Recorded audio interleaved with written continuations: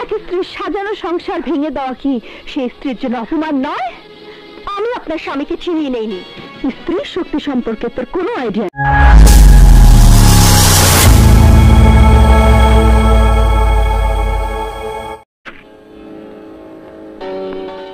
আমি মিস টিনার সাথে কথা বলতে চাই। আমি টিনা।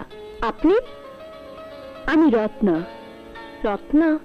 ঠিক চিনলেন না তো? আমাকে না চেনারই কথা, কারণ চিনলে তো শুধু মডেলই থাকতেন, কারো দ্বিতীয় স্ত্রী হবার স্বপ্ন দেখতেন না। এসব কি বলছেন আপনি? আপনি কে? আমি অনুপম রেকর্ডিং স্টুডিওর মালিক মিস্টার রানাকে নিশ্চয় চেনেন। আমি রানার স্ত্রী মিসেস রানা। মিসেস রানা? কি যাতা বলছেন আপনি? যাতা নয়, সত্যি।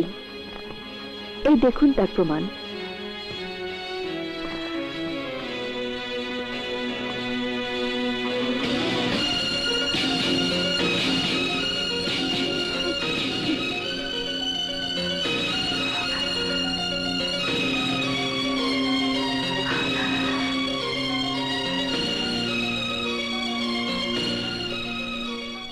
রানা বিবাহিত?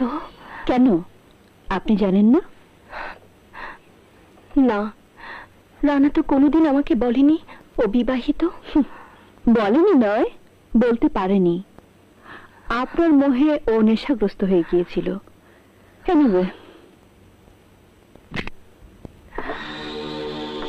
এই ব্রিফকেসে 10 লাখ টাকা আছে। এই টাকা নিয়ে আপনি আমার স্বামীর জীবন থেকে সরে যাবেন। আপনি আমাকে অপমান করছেন। অপমান? অপমানের তুই কি বুঝিস? এক স্ত্রীর স্বামীকে ছিনতাই করে নিয়ে যাওয়া কি সেই স্ত্রীর জন্য অপমান নয়? এক স্ত্রীর সাজানো সংসার ভেঙে দেওয়া কি সেই স্ত্রীর জন্য অপমান নয়? আমি আপনার স্বামীকে চিনিয়ে নেইনি, রানাই আমাকে কাছে টেনে নিয়েছে। আমি আপনার ঘর ভাঙিনি, রানাই আমাকে ঘর বাঁধার স্বপ্ন দেখিয়েছে। সে আমাকে ভালোবাসে। ভুল, এটা তোর ভুল ধারণা। ভালো সে আমাকে বাসে। আপনার ভালোবাসার যদি এত শক্তি, তাহলে আমার কাছে না এসে আপনি রানাকে আটকে রাখুন। তোদের মতো নষ্টা মেয়েদের জন্যেই আমার মতো সহজ সরল বধূরা স্বামীকে আটকে রাখতে পারে না। তোরা তোরা ছলনার জাল বিছিয়ে তাদেরকে বশ করে নিস।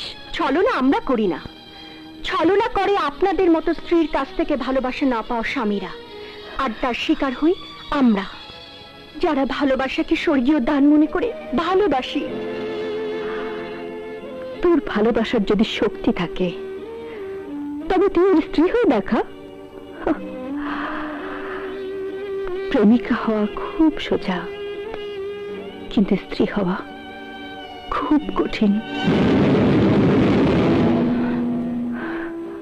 পারবি না, কারণ রক্ষিতাকে কেউ স্ত্রীর মর্যাদা দেয় না। Get out! বেরিয়ে যান, বেরিয়ে যান এখান থেকে। যাচ্ছি, তবে যাওয়ার আগে বলে যাচ্ছি, আমার স্বামী শুধু আমারই, তাকে আমি আর কারো হতে দেব না।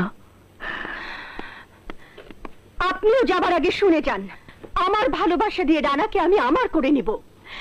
কেউ তাকে আমার কাছ থেকে ছিনিয়ে নিতে পারবে না। It's a challenge.